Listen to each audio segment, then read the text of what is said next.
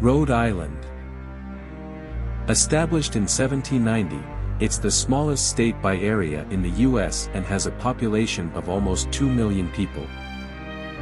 From beautiful beaches to breathtaking countryside views, this state has it all, including some spooky urban legends.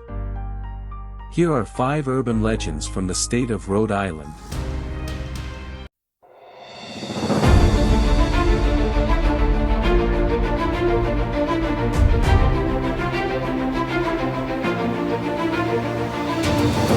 Our first entry. The Foster Witch.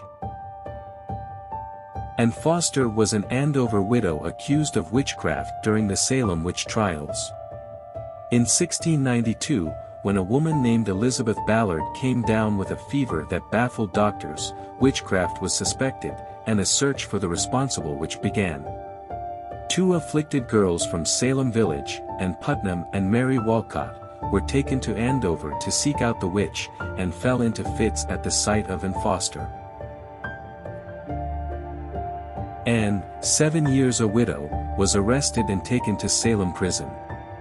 A close reading of the trial transcripts reveals Anne resisted confessing to the crime she was accused of, despite being tortured multiple times over a period of days. Her resolve broke when her daughter, Mary Lacey Sr., similarly accused of witchcraft, accused her own mother Anne of the crime, likely to save herself and her child. Anne's subsequent confession was an apparent attempt to shield her daughter.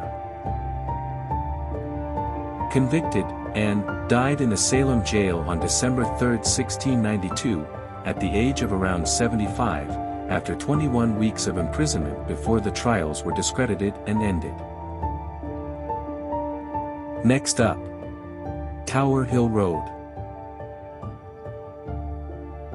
Tower Hill Road is situated between Diamond Hill Road and Wrentham Road, and is said to include sights of ghosts of children, zombies, and unexplained lights.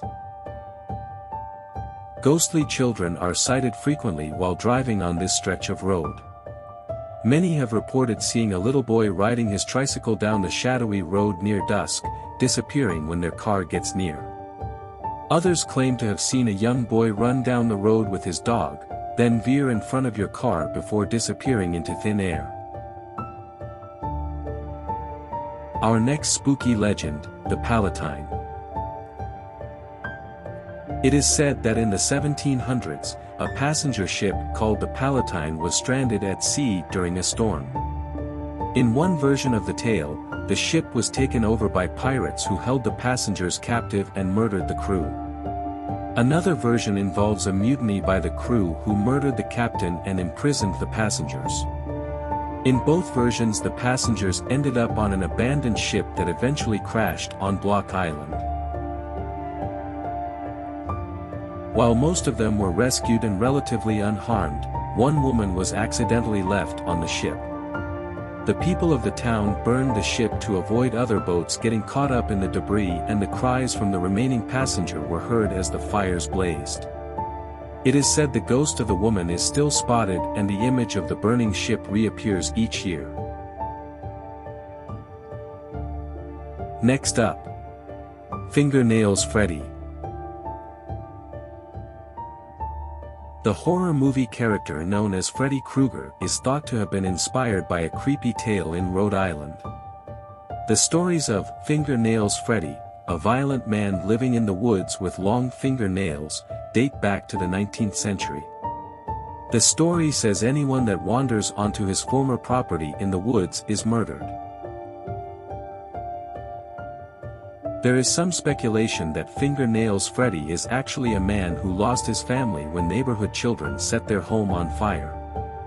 His face was burned as a result and he turned to the woods, but vowed revenge on the town. Our final entry for Rhode Island. The New England Vampire Panic.